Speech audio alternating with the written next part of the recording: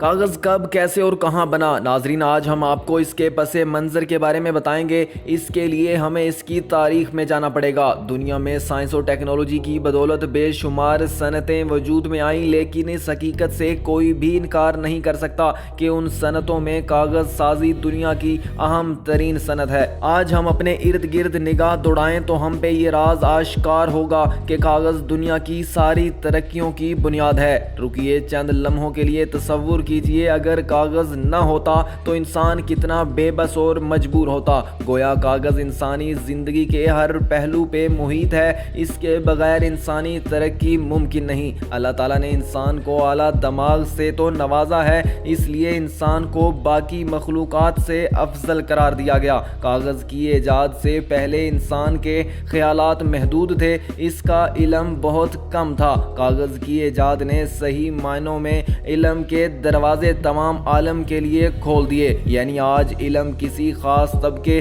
یا علاقے تک محدود نہیں رہا، بلکہ اب کاغذ کی ایجاد سے ہر شخص فیض یاب ہو سکتا ہے۔ کاغذ کے بے شمار فوائد ہماری روزمرہ زندگی پر محیط ہیں۔ جب کاغذ ایجاد نہیں ہوا تھا تو لوگوں کو اپنے خیالات کی منتقلی کے لیے طرح طرح کی ترکیبوں پر عمل کرنا پڑتا تھا۔ بعض لوگ حافظے پر اعتماد کرتے تھے، پھر اس حافظے میں موجود خیالات کو نسل در نسل اور سینہ بہ سینہ منتقل کرتے چلے جاتے تھے۔ کہیں مٹی کی تختیوں پر لکھا جاتا تھا تو کہیں درختوں کے پتوں پر الفاظ لکھے جاتے تھے، اور کہیں اس مقصد کے لیے جانوروں کی کھال اور جھلی استعمال ہوتی تھی۔ زمانہ قدیم میں ہندوستان میں بھی لکھنے کے لیے مختلف ذرائع استعمال کیے جاتے تھے۔ کہیں چٹانوں پر تحریریں کندہ کی جا رہی تھیں اور کہیں معتبر اور مقدس کتابوں کے لیے تاڑ کے پتوں کا استعمال کیا جاتا تھا۔ ان پتوں پر لوہے کے قلم سے لکھا جاتا تھا۔ تاڑ کے ان پتوں پر لکھی جانے والی معتبر کتابیں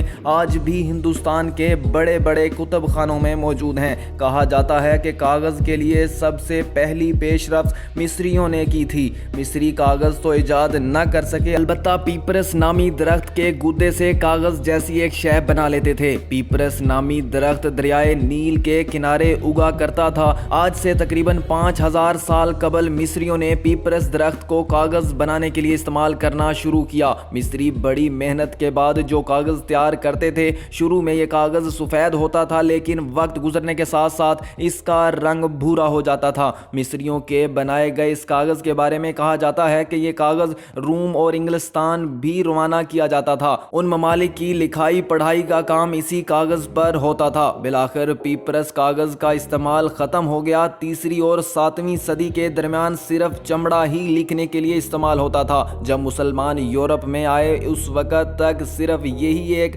چیز لکھنے کے لیے کام آتی تھی۔ مسلمانوں کا یہ کارنامہ تاریخ میں سنہری حروف سے لکھا جائے گا کہ انہوں نے کاغذ سازی کے فن کو تمام عالم میں پھیلا دیا۔ گو کہ کاغذ سازی کے موجد چینی ہیں، لیکن جو عروج اس صنعت کو مسلمانوں نے دیا وہ کسی اور قوم یا مذہب کے حصے میں نہیں آیا۔ اس لیے ہم برملا کہہ سکتے ہیں کہ کاغذ سے دنیا کو آشنا کروانے والے مسلمان تھے۔ 751 عیسوی میں سمرقند پر چینیوں نے حملہ کر دیا۔ اس وقت اس شہر پر مسلمانوں کی حکومت تھی۔ اس جنگ میں چینیوں کو زبردست شکست ہوئی اور بہت سارے لوگوں کو گرفتار بھی کر لیا۔ مسلمانوں نے گرفتار ہونے والے ان قیدیوں میں چند ذہین و ہوشیار کاغذ ساز بھی تھے۔ انہوں نے اس کی تیاری کی ترکیب مسلمانوں کو بتا دی۔ مسلمان علم و فن کے پیاسے تھے، وہ کاغذ سازی میں دل و جان سے مشغول ہو گئے۔ چینی کاغذ ساز جس منزل پر صدیوں میں پہنچ سکتے تھے، مسلمان چند برسوں میں وہ منزل طے کر گئے۔ اپنی بے شمار تحقیقات کی روشنی میں انہوں نے کاغذ میں نفاست پیدا کی۔